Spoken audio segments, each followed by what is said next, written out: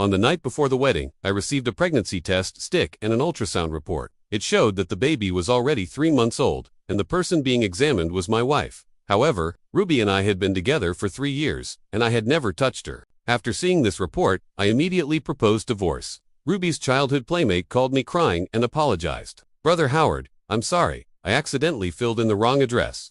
You can scold or beat me if you want, but please don't be angry and ignore Ruby." Ruby said indifferently, "What's there to be afraid of? He's a kept man, relying on me to support him. Does he have the guts to leave me?" I handed over the divorce agreement and turned to leave. I wanted to see how Ruby could afford to support her kept man without me. When Ruby came back, I was sitting on the floor in the living room drinking. The room was pitch dark. She almost tripped over a beer bottle when she walked closer and flinched slightly. When she turned on the light, I didn't even look up. I took a sip of wine and pushed the divorce agreement in front of her. Ruby reached out to take it, casually flipped through it, and then threw it at my face, sneering, "Howard, I've provided you with good food and drink all these years. What else are you not satisfied with?" After saying that, she stepped over me with her long legs and opened the window to let in some air. She kept her palm on her lower abdomen while walking in high heels. In the past, I would definitely have gotten up to support her at once for fear that she might feel uncomfortable. But now, I just thought I was ridiculously stupid back then. Sign it. Let's part on good terms. After finishing the last bottle of wine, I staggered to my feet, went to the room, and pulled out my suitcase. All these years, I have been taking care of the family and Ruby on one hand and also helping with her company on the other. The excessive workload had left me physically and mentally exhausted. Now I just wanted to get rid of Ruby, have a good rest, and live for myself for once. Ruby stared at the suitcase in my hand, stepped on the divorce agreement with her high heels, and looked displeased. "Howard, have some self-respect. Tristan can't even sleep well every day because of you, and he even cried and said he'd let you scold or beat him. What else do you want? Are you going to force him to death before you're satisfied?" Tristan, Ruby's childhood friend, was handsome, sweet-talking, and good at coaxing girls. His hobbies were very similar to hers, except for having no money. He almost met all of Ruby's requirements. Coincidentally, what Ruby had the most was money, so they hit it off immediately. Seeing that I was silent, Ruby walked up to me and pointed at my chest. "Stop putting on this act of being deeply wronged. The 120 me house you live in is much better than that of most people. If you're really uncomfortable in your heart, I'll ask him to come and apologize to you, and then we'll just let this matter go." Apologize? I already had a child. What did I need his apology for? Was I supposed to be magnanimous enough to forgive him and then raise the child of her and her lover for free? What's between you two has nothing to do with me, and I don't need his apology either. Perhaps tired from standing, Ruby sat on the sofa and said helplessly, "Howard, Tristan is different from you. I'll never let him threaten your position. What's there for you to mind? I'm already so tired from dealing with the company's affairs every day. Could you just stop causing me trouble?" She sighed, and her tone wasn't as tough as it was at the beginning. If I hadn't seen the photos of her having a candlelight dinner with Tristan tonight, maybe I would really have understood how hard her work was.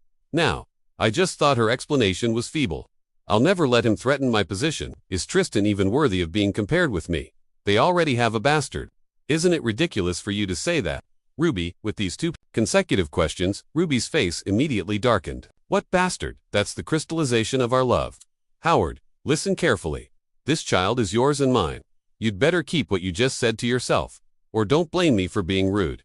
Being rude. I really wanted to see how Ruby would be rude. Was she going to fire me, divorce me, or block me in the industry? Where did she get the confidence to threaten me, even though she had cheated and was pregnant?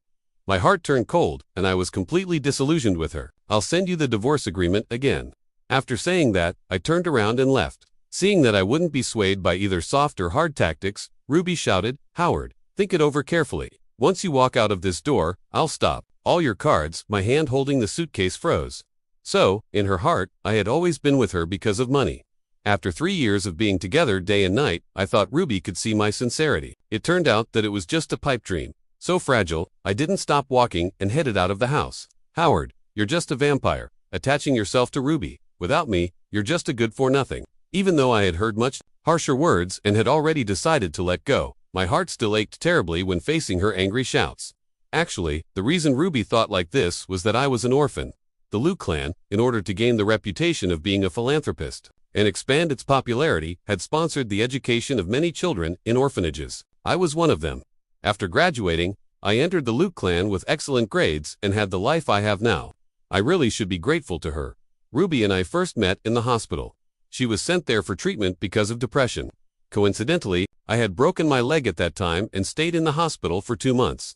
After we met, I tried every way to make her happy every day, and gradually we became familiar with each other. With my company and the effect of the medicine, Ruby's condition gradually improved. Later, she graduated from Harvard and began to inherit the family business. We had less and less time to meet, and our relationship gradually became estranged. After that, I also wanted to make a name for myself. On the day I was about to leave, I told Ruby. However, she hugged me at the airport and confessed her love. She cried a lot and said she didn't want me to leave and asked me to stay and help her because she was under too much pressure. I couldn't bear it in my heart and agreed to her, but the elders of the Luke clan thought I was coveting the Luke clan's property and treated me even colder. At first, they firmly disagreed. They only relented after Ruby had a depression attack and was sent to the hospital after attempting suicide. However, before the wedding, they asked me to sign a prenuptial agreement and have it notarized. If one day Ruby and I separated, I couldn't take away anything from the Luke clan. I signed it without hesitation. From the beginning to the end, all I wanted was Ruby herself. My marriage with Ruby was legal but not recognized by the public because the Luke clan thought my identity was not presentable, and the wedding was postponed again and again. At that time, Ruby had always comforted me, saying that she hadn't grasped the real power yet and asked me to be patient. When she completely took control of the Luke clan, she would definitely give me a grand wedding. At that time, that wedding seemed so far away, but I was still very happy because what Ruby promised was not just a wedding but our future. So, at that time, I worked like crazy and helped her negotiate one project after another. At the banquet table, I helped Ruby gradually secure her position. In the Luke clan, I became the sharpest weapon for her in the business world. The elders of the Luke clan finally agreed to let us hold a makeup wedding. Everything seemed to be developing in a good direction. I thought that we could finally achieve a happy ending. Unexpectedly, Tristan returned to the country. By the time I realized that their relationship was unusual, it was already too late. In recent years, we had been under constant pressure. Tristan could bring her a different world. He could help her relieve the stress. On the contrary, after 3 years of experiences, I had gradually become more mature. I got up early and went to bed late every day to negotiate projects, and I couldn't be as carefree as Tristan at all. There were fewer and fewer exchanges between us, and whenever we talked, it was always about work. The way she looked at me had also changed from passionate at the beginning to cold. I had tried many ways to repair our relationship, but she always refused, saying that she didn't have time. Just when I thought our 3-year marriage was coming to an end, Ruby proposed to hold a makeup wedding. She said that no one could influence her decisions now and that she wanted to fulfill the promise she had made back then. I was deeply touched at that time and also believed. I was hurt when she said that she and Tristan were just buddies. After all, we had grown up together since childhood and we had been married for 3 years. Our relationship wouldn't break so easily until Tristan showed me their chat records. Everything Howard has now was given by me. What right does he have to interfere in my affairs? Of course, I love you the most. It's just that there are still several projects in the company in his hands. Appropriate appeasement is also important. After all, we still need him to make money to support you. I'm pregnant with your baby now, and we also need to make plans for the baby. Besides these, there was also an ultrasound report during the 3 years of marriage. Because I had to take care of her illness and the company, I had never touched Ruby. She also promised me that she would give herself completely to me on the day of our wedding. I believed her, but when I saw the messages sent by Tristan, I was completely disillusioned. Ruby's depression started in the year when he went abroad, and I had been Tristan's substitute from the beginning to the end. Now that I think about it, perhaps our marriage had been wrong from the very start. I found a hotel to stay temporarily, planning to have a good rest before going to talk to Ruby about the divorce. However, the next day, I was woken up directly by Ruby's phone call. As soon as I picked it up, a stream of abuse came from the other end. Howard, today is our wedding. What do you mean by disappearing? Do you want to make the Luke clan a laughingstock in the whole world? I warn you that the wedding is about to start. If I don't see you within 10 minutes, don't blame me for being rude. I held the phone away from my ear and listened calmly to her angry shouts. After she stopped, I asked a rhetorical question. What does this wedding have to do with me? The wedding venue and decoration were all arranged by her and Tristan, and the purpose of it was to attract sponsorship. Nothing was for me. Ruby, I made it very clear yesterday that I want a divorce. Even if the Luke clan loses face now, it's your own doing. You can't blame anyone else. This sentence completely angered Ruby. Howard, if you don't come, I'll have to take coercive measures. I sneered and said disdainfully, do you, Ruby, have the ability to kidnap me by bypassing the law? Howard, don't be so ungrateful. Before Ruby could finish her words, I hung up the phone directly. Since I couldn't fall asleep after tossing and turning in bed, I simply went downstairs for a walk. I hadn't walked a few meters when Ruby's guardians surrounded me in public. They didn't dare to use force and could only be in a stalemate with me. Ruby had a high status, and this wedding was broadcast live throughout the whole process, allowing everyone in the city to witness her happiness. I looked at the big screen in the shopping mall. The wedding had already started, but I was still standing there. A man wearing a mask appeared on the screen. Humorously, the theme of their wedding was masked. I looked at the man standing beside Ruby and recognized that it was Tristan at just one glance. In this way, as an outsider, I watched them exchange rings, embrace each other, and finally kiss. Their kiss was both passionate and sincere. They were almost lost in each other, as if they wanted to blend into each other's bones and blood. After the wedding, Ruby took Tristan to toast the guests. Some of my business partners, who were on good terms with me, noticed something strange and asked tentatively, "We're all old acquaintances. Why is he wearing a mask?" Ruby stood aside, trying to smooth things over. Before she could speak, Tristan's mask had already been taken off. Everyone was stunned when they saw his face. "What's going on? We all came here today for Howard's sake, and now you're playing such a trick." Upon hearing this, the live chat comments were also very interesting. "Who is this guy? He doesn't look like the man in the wedding photos. I think the groom didn't want to come, so the bride just found someone else to replace him to complete the wedding. Can someone be replaced at a wedding? Could it be that the two of them colluded to kick the groom out on purpose? This is so embarrassing." Sing, that was Julian just now. He said he came for Howard. Do you think it's because the original groom didn't want to come and the bride didn't want to waste the resources and just went along with it? You can never tell with these wealthy families. How many of them are clean? Seeing that the situation was not right, Ruby quickly explained, "Sorry everyone, I'm really sorry. Tristan had an accident unexpectedly and couldn't come to the scene, so we had to resort to this measure. 2 days ago, Howard was still talking to me about cooperation. Julian didn't know it was just that when he came back last night, he accidentally collided with a large truck. He's still lying in the hospital bed now." I looked down at myself, who was intact. Then I looked at the guardians surrounding me and smiled. "Did your lady tell you to bring me to the wedding scene at all costs?" The guardians nodded. "Yes, Howard, hope you're well. Let's go." I was really looking forward to seeing Ruby's reaction when she saw me in a coma at the wedding. When the guardians brought me to the wedding scene, everyone was stunned. Ruby's face turned pale the moment she saw me. At this time, I had a ruddy complexion and was in good health. I didn't look like someone who had just been discharged from the hospital and woken up from a coma at all. My appearance was undoubtedly like a slap in the face to her. Almost instinctively, she ran up to me, reached out, and held my arm. "Howard, I'm really touched that you rushed to our wedding as soon as you were discharged from the hospital." I looked at Tristan, whose face was a bit ugly as he was left behind by her, and raised a bright smile on my face. I walked towards the middle and shook hands with Julian. "Why didn't I know that I was hospitalized? Ruby, I made it very clear to you yesterday that I want a divorce. Since you've already changed the groom at the wedding, when will you sign the divorce agreement?" Hearing this, Ruby's face immediately turned as black as iron. Moreover, some frontline news posted about Ruby's guardians escorting me online. Ruby saw that things were developing in an uncontrollable direction.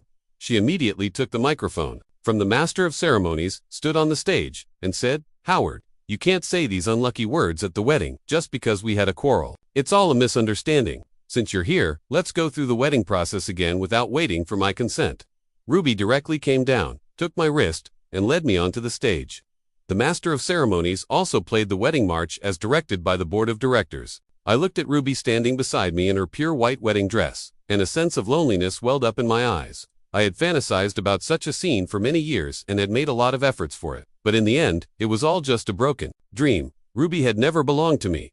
I stood on the stage. At this time, Ruby already had a shiny ring on her ring finger. She and another man had sworn the oath of love in the position where I was standing now. Even there was a child in her belly that didn't belong to me.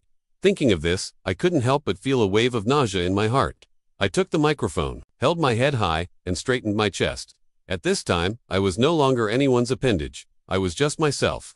"Hello everyone, I'm Howard. I believe everyone here is no stranger to me.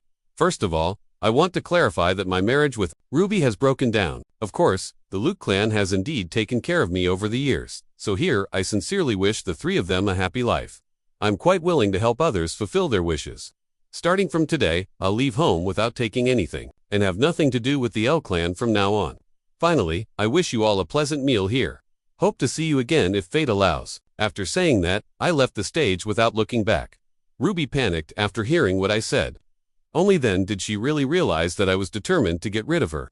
She quickly rushed down from the stage and chased after my back, crying and shouting my name as she ran. Hearing her cries, I remained unmoved and didn't stop my steps. Finally, it was the porter outside the hotel who stopped me. At this time, Ruby also caught up. "Howard, can we talk?" I turned around and looked at her in a mess. Ruby was crying with tears all over her face. At this moment, her delicate makeup was smeared, and she looked a bit scary. "Ms. Ruby wants to talk to me about the divorce. I was in a hurry when your guardians brought me here today and didn't bring it with me.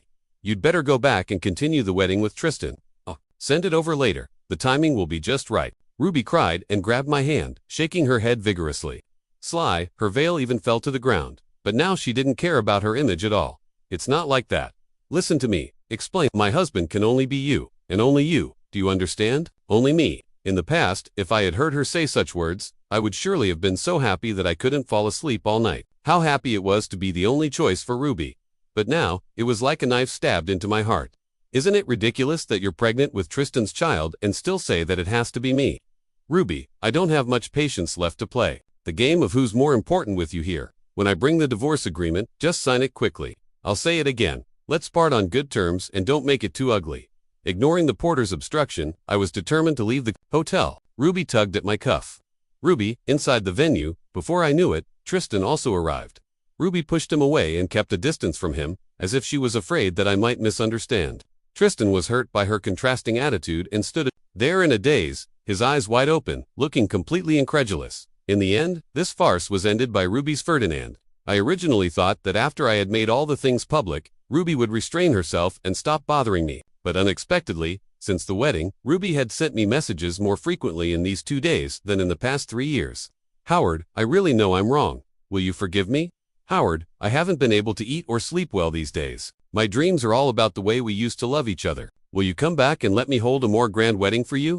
If you don't like Tristan, I can drive him away and make him disappear from my side forever. He won't bother our life anymore. Pay attention to me. If you don't let me see you, at least let me hear your voice." I looked at her messages one after another.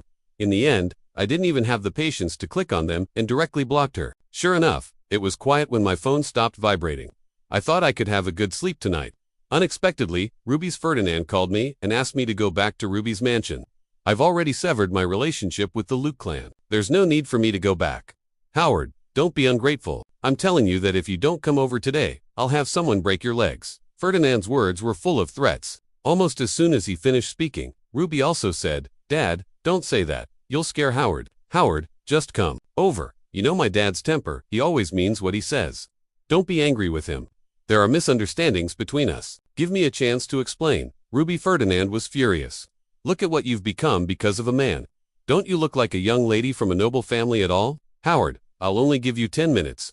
Since I could make the guardians find you the first time, I can find you a second time. If I send the guardians again, this time I can't guarantee that you won't. The face of the L clan, it's not up to you." Ferdinand was so angry that he was about to take me away. He wanted to teach me a lesson like he did to Tristan, but how could I do as he wished? Tristan might be stupid, but I wasn't. This is a society, ruled by law. Could they still act recklessly? I had already informed the police before I came here. Oh, by the way, I also sent this record according to my buddies in real time. If I lose contact with them, they will arrest you immediately. You, Ruby's father, it was you who taught me that one should always leave a way out for oneself, right? Ferdinand's face stiffened, seeing this. Ruby immediately broke free from Beatrice's hand and ran up to me, hugging me tightly. "Howard, can you please not be so cruel to me? I want to be with you. I really know I'm wrong.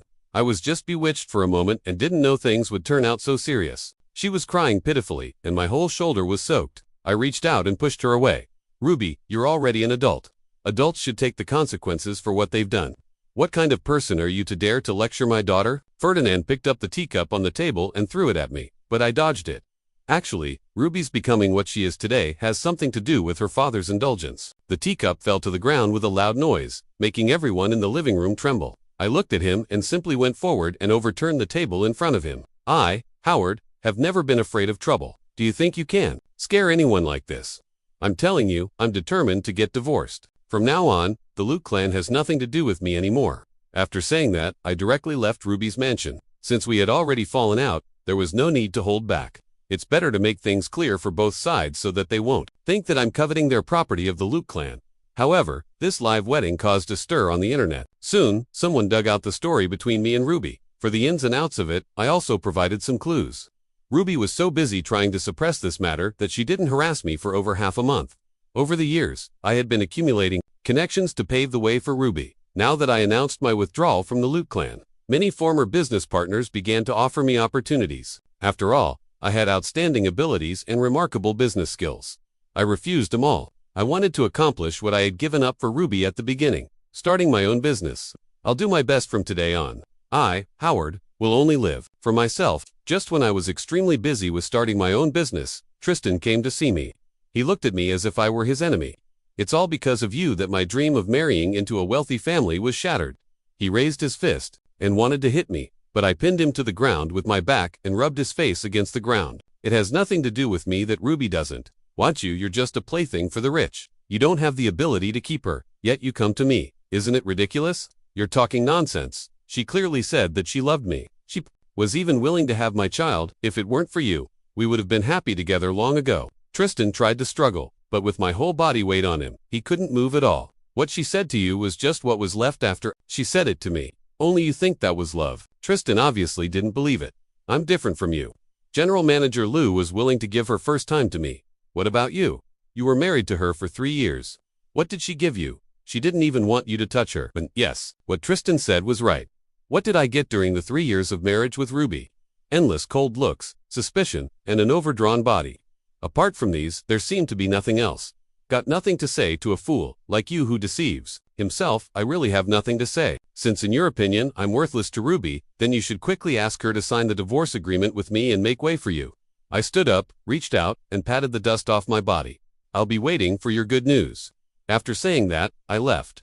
I already had a preliminary plan for starting my own business. I wanted to develop in the capital city, stay away from H. Chang and the Loot clan, and build my own world.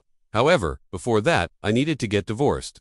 I sent the divorce agreement to Ruby again, but as usual, it was like a stone dropped into the sea without any response. Just when I was planning to go there in person, Beatrix called me. She said that Ruby had a depression attack and attempted suicide and wanted me to go to the hospital to see her and persuade her a few words, just like when we were kids. As an exchange condition, Beatrix would persuade her to agree to the divorce. She agreed. That night, I went to the hospital. When I arrived at the hospital, Ruby was sleeping on the hospital bed. Her face was as pale as paper, without a trace of color. Ruby Howard's here. Upon hearing my name, Ruby immediately opened her eyes and smiled all over her face. Howard, you came to see me. Did you come to get back together with me because you knew I had a miscarriage? I've already removed all the obstacles between us by myself. Let's make up. Okay.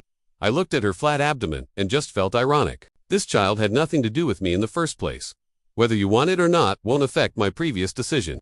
I came here today because your mother said that if I came, she would persuade you to sign the divorce agreement. After saying that, I handed over the divorce agreement. The smile on Ruby's face froze immediately. She looked at Beatrix beside her, aggrieved, and complained, "Mom, how could you make decisions for me without my permission?" Beatrix sat on the edge of the bed and stroked her head. Ruby, Howard's heart is obviously no longer with you. Why? Do you have to hold on to a man who deceives himself, doesn't love you? No, Mom, you don't understand. Howard is just angry with me. How could he just let go of his love for me after loving me for so many years? I'm telling you, there's no way. I'll agree to this divorce. As she said this, she tore the divorce agreement beside her into pieces. Beatrice panicked when she saw Ruby going crazy and out of control. She quickly called Dr. Austin because Ruby's depression had relapsed again. I just stood quietly aside without making any move. When I was a child, I had seen Ruby when she was really ill. She was as quiet as a porcelain doll, so fragile that she seemed to break at the slightest touch. It wasn't like now, when she was like a prickly hedgehog without any charm in her act. However, I was really confused. If Ruby really liked me, why did she betray me? I couldn't figure it out, but I wouldn't bother to ask for an answer either because the answer was no longer important to me. Ruby, I don't have so much free time to play this game with you. If you tear up the divorce agreement again, I'll see you directly. You're the one at fault in this marriage. I have sufficient evidence to prove it. By then, it'll be the L clan that will lose face hearing my words. Ruby stopped fighting. Madness, is there really no chance for us? Ruby, if I had a woman outside and she was pregnant, would you be willing to share me with her? She was obviously stunned by my question. Look, you wouldn't be willing, so why should you expect me to accept you? I turned around and left. The moment I left, I clearly heard the sounds of glass breaking mixed with cries in the ward, but I didn't look back. Once I made up my mind, I had to move forward firmly. After I went back, I directly filed a lawsuit in the court and had already prepared sufficient evidence. On the night when the court summons was sent to the Ruby Mansion, the L Clan sent the signed divorce agreement to me. I heard from some familiar buddies that Ruby's divorce was really unpleasant. She even put a knife to her own neck but still couldn't make Ferdinand change his mind. In the end, they broke her hand and forced her to write down her signature stroke by stroke. After that, Ruby was directly sent to the hospital to have her bones set. In the face of absolute interests and reputation, Ferdinand would not hesitate to abandon Ruby, even though she was his own daughter. Hearing this news, I didn't feel much turmoil in my heart. If there was any feeling at all, it was the joy of getting the divorce agreement. The next day, I flew directly to the capital city to start my own business. Once a person gets busy, many things will be forgotten. I started to live a life between the company and home. When I was too busy with overtime work, I simply slept in the company. Recently, the company was negotiating a project, and I was so busy that I didn't even have time to breathe. It was 3 days later when I finally finalized the project and went back home. I didn't expect to see Ruby at the door of my house. She was sitting on the ground, wearing only a thin, short-sleeved shirt. Her eyes were bloodshot, and it seemed that she hadn't slept for days. She seemed even thinner than before. When she stood up, she was as thin as a paper figure. Before I could react, Ruby threw herself into my arms. "Howard, you're so heartless. You just abandoned me like this and left without a word. Do you know how much time I've spent looking for you? I miss you so much. I have dreams every night. I really can't live without you. Everything I'm saying this time is from the bottom of my heart. Please come back, okay? Please give me the Howard who loved me back, okay?" She cried until her voice became hoarse, but I remained unmoved and just pushed her away coldly. "Go back. We're already divorced. It's not appropriate to bother each other anymore." I don't know if it was an illusion, but I felt Jackson's eyes on me from time to time. When I looked back, his eyes were still on my sister, as if they had never moved away. Hearing this, Ruby was sobbing uncontrollably. Probably, she had never begged anyone so humbly in her life, and the few times she did, she was rejected by me. "Okay, I'll leave. Don't hate me." Since that time when Ruby left, she never came back, and my company gradually got on the right track. Once, my good buddies came to the capital city to play with me, and we accidentally talked about Ruby. 5 years had passed, and my memories of her had started to become a bit blurred. My buddies originally wanted to smooth things over, but I smiled and waved my hand. "It's all old history. There's nothing we can't talk about. Look at me now. I'm doing well. I'm successful in my career and have already moved on." Only then did the people at the table feel relieved. They told me that since her divorce from me, Ruby's condition had been getting worse day by day. The Luke clan wanted to send her abroad for treatment, but she didn't want to go. She would cry and laugh at times, and several times in the middle of the night, she scared Ferdinand half to death. Ferdinand was getting old and didn't have the energy to deal with the Luke clan's affairs anymore. Later, he was jointly kicked out of his position by several shareholders. Unable to bear the blow, he jumped off a building and died. It only took 5 years for the Luke clan's building to change from being brightly lit and glorious to being deserted. Seeing that I didn't say anything, my buddies quickly came up to pour me a glass of wine and patted me on the shoulder. "The Luke clan's downfall has nothing to do with you. You don't need to blame yourself. They brought it all upon themselves." I smiled. "The Luke clan's affairs have nothing to do with me anyway. You can just talk about it, and I'll just listen as if it's a joke." Indeed, it's a joke for chatting after drinking. But do you know where Ruby went after the Luke clan went bankrupt? One's eyes focused on me at once. I'm not the kind of person who would go back to the past. I'm in the capital city, and you're in Chang. If you don't know, how could I know? Just as we were talking, the waiter brought up a plate of peanuts. I was stunned for a moment, then looked up. We didn't order this. The waiters were all wearing masks. When I met those eyes, I was lost in thought for a few seconds. Then she smiled and said, "Our restaurant has an event today. It's on the house for you all." After saying that, she turned around and left. I stood up and refilled the glasses of my buddies with wine and changed the topic away from the Luke clan. They cooperated with me and didn't mention it again. After drinking a glass, when I paid the bill before leaving, I also paid for the plate of peanuts. Since I had chosen to have no debts or ties with each other and live our own lives, I had to keep my word. After walking out of the door, the sky was high and the road was long. We were all about to start a new life. The end.